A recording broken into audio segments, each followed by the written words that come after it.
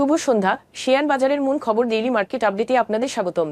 সূচক আজ 3.67 পয়েন্ট বা 0.07% সামান্য হ্রাস পেয়ে 5,222 পয়েন্ট শেষ হয় এবং বাজার ফ্ল্যাট নোটে শেষ হয়। বাজারে লেনদেনের পরিমাণ ছিল 448 কোটি টাকা, যা আগের দিনের তুলনায় 8.15% বেশি।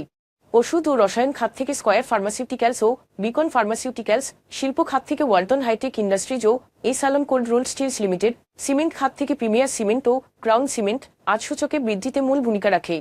অন্যদিকে ব্যাংকিং খাত থেকে ইসলামী ব্যাংক বাংলাদেশ, ব্র্যাক ব্যাংক ও ইস্টার্ন ব্যাংক, খাদ্য ও আনুষঙ্গিক খাত থেকে ব্রিটিশ আমেরিকান টোবাকো ও অলিম্পিক ইন্ডাস্ট্রিজ, টেলিযোগাযোগ খাত থেকে গ্রামীণফোন ও বাংলাদেশ সাবমেরিন কেবলস আজ সূচকের হ্রাসে মূল ভূমিকা রাখে, যার ফলে বাজার স্থিতিশীল রয়েছে। খাতভিত্তিক লাভ লোকসানের হিসেব অনুযায়ী বিমা খাতে আজ সর্বোচ্চ 1.78% এবং শিল্প খাত থেকে দ্বিতীয় সর্বোচ্চ 0.82% মূল্য বৃদ্ধি পায়।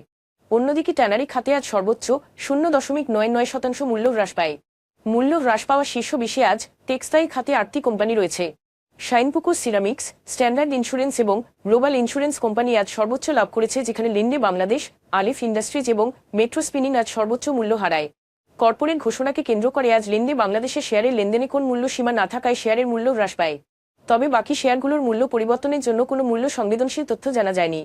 গত 3 মাসের গড় লেনদেনের তুলনায় আজ গ্লোবাল ইন্স্যুরেন্স, স্ট্যান্ডার্ড ইন্স্যুরেন্স এবং দেশ জেনারেল ইন্স্যুরেন্সের লেনদেনের পরিমাণ উল্লেখযোগ্যভাবে বৃদ্ধি পেয়েছে।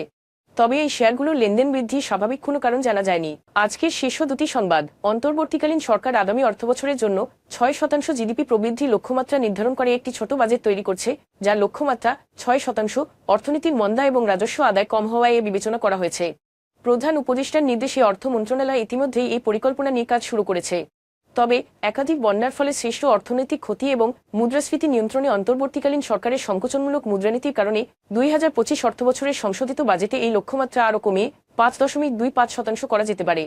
কেন্দ্রীয় ব্যাংকের মতে 2024 সালের শেষ নাগাদ ব্যাংকের আমানতের গড় বার্ষিক প্রবৃদ্ধি 7.69% ছিল, যা আগের বছরে 10.15% তুলনায় কম।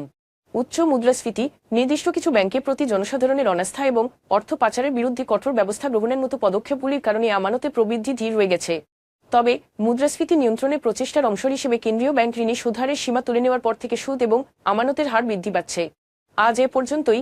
আগামীকাল আবার আসবো শেয়ার বাজারের নানা আপডেট নিয়ে। ধন্যবাদ।